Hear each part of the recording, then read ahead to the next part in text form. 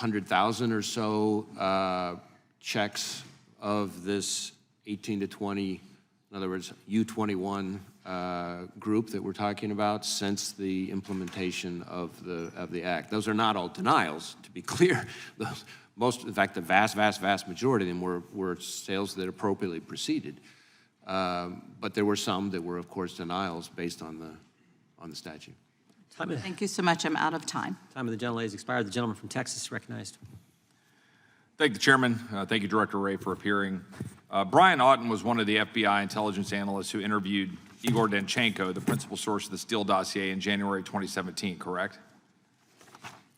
I believe that's in the Durham report. And Danchenko explained that the dossier allegations were BS, yet the FBI did not reveal that to the FISA court. Instead, the FBI continued to use those allegations in 2 more sworn FISA applications about President Trump and Putin, correct? Well, again, I want to let Mr. Durham's report speak for itself. Okay, but as director of the FBI, those are the facts of the FBI under your watch. The FBI conducted... No, sir, I'm sorry. It's important. Not under my watch. Those are the facts. I'm getting to the part under your watch. Okay. The FBI conducted an internal investigation of Auten and sought to suspend him, but Auten appealed, correct? I can't discuss a specific pending personnel matter. Okay, well, according to recent reports, those are the facts. Nevertheless, in 2020, after Senators Grassley and Johnson highlighted evidence of potential financial crimes and corruption against the Biden family, the FBI assigned Auten to compile an assessment which was used to characterize the Biden revelations as Russian disinformation. The evidence Grassley and Johnson had collected were mostly financial records and could easily have been corroborated as authentic. And by then, the FBI had the Hunter laptop in its possession for over a year, so it knew the lucrative payments of the Bidens from corrupt and anti-American regimes were authentic. How on earth did the FBI empower an agent under investigation for potentially corrupt performance and abuse of FISA in one politically fraught investigation, a Democrat operative-driven case against President Trump, to play a key role and to undermine a second politically fraught investigation, a case against the Bidens? How's that possible? How can you allow that to occur in the Federal Bureau of Investigation, as my colleagues on the other side of the aisle say, the elite law enforcement agency of the United States? How does that occur? I can't, at the moment, discuss a pending personnel matter. I can tell you that every employee who in any way touched the Crossfire Hurricane matter has been referred to our Office of Professional Responsibility, our disciplinary arm. Are you concerned about this activity by the FBI and what was communicated to the FISA court? Does that concern you as the director of the FBI? I consider the conduct that was described in the Durham report as totally unacceptable and unrepresentative of what I see from the FBI every day and must never be allowed to happen again. And have there been consequences as a result? Is Mr. Auten, has he had consequences? Well, again, I can't speak to pending personnel matters. As you would perhaps remember from your own time in law enforcement, because we were working closely with Mr. Durham and I assigned agents to help him, at his request, we slowed down the administrative process to allow his investigation to complete itself. Now that it is complete, our personnel processes are very much ongoing. Well, I think it is more than troubling that under your watch, we see that this continued to occur, and you have Auten continued to be empowered after there was an investigation and after there was an effort by the FBI to look into why he would go to the FISA court and give wrong information. I mean, the issue here has been wrapped up in a cloud of politics, but the fact is the American people deserve to know how the FISA court is being abused and how it's being abused against the former president and against them. In light of the reports that we saw Mr. Johnson from Louisiana put forward, that was in a court filing, in a court report. I want to move on to another topic. On September 23rd, 2022, 20 heavily armed agents stormed the home of Mark Houck. You're familiar with this? I'm familiar with the Houck case a little bit, yes. And this was after Mr. Houck's lawyer reached out and said he would appear voluntarily because the incident in question occurred almost in a year earlier in October of 2021, so a year earlier. And the question here I have, local authorities investigated the incident but concluded there was no case. After the jury met for roughly an hour, Houck was acquitted.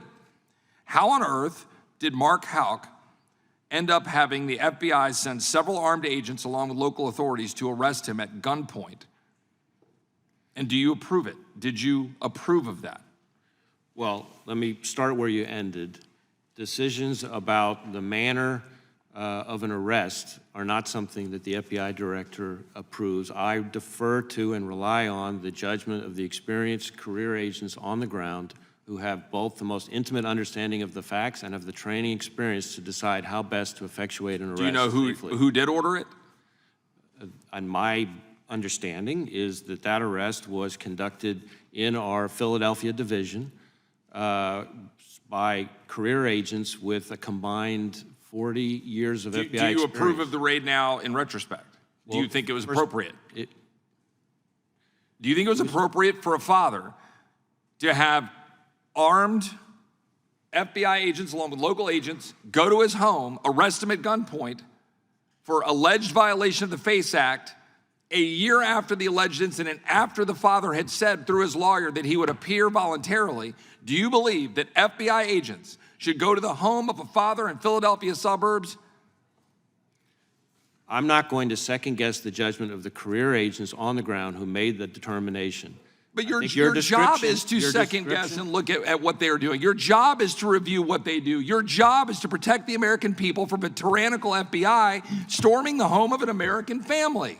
I could not disagree more with your description of the FBI as tyrannical. And you don't believe it's tyrannical that FBI agents were a part of storming a father's home in suburban Philadelphia? Mr. Chairman. Time of the gentleman's expired. The witness may respond, and then we'll move to our next witness. Sir, respectfully, member. They did not storm his house. They came to his door. They knocked on his door and identified themselves.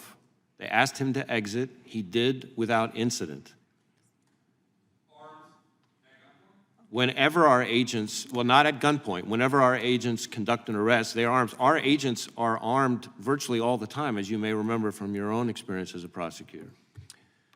The gentleman yields back. The ranking member has a unanimous consent request. I ask unanimous consent that this document be placed in the record. That's not too I ask unanimous specific. consent to enter the full January 15, 2021 email thread between Bank of America and the FBI that is about threats to Inauguration Day instead of the edited version that was shown on the screen earlier. I'm happy to have that into the record. Without objection, we champion that. We're going to bring that up again here if we get a chance. The gentlelady from Pennsylvania is recognized. Thank you, Mr. Chairman. Director Wray, good to see you. I thank you for being here today. And I just want to remind those who are watching at home or here in the room that we are here as an oversight function. We are not here as a political tool to hammer you or your 38,000 public servants, law enforcement men and women, and to try to use you politically. But it surely doesn't feel that way all the time during this.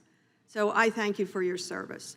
I thank the men and women for their service. I have a first cousin, technically I guess a first cousin-in-law, who for a very long time in the Philadelphia suburbs served as an FBI agent with integrity and honor. So I think of him, I think of Jack today as I'm doing this. I read your testimony often, over and over. You state the mission of FBI to protect the American people and uphold the Constitution of the United States. Twofold.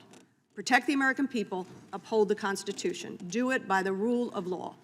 That's what we should be asking about. Are we doing that to the best of our ability?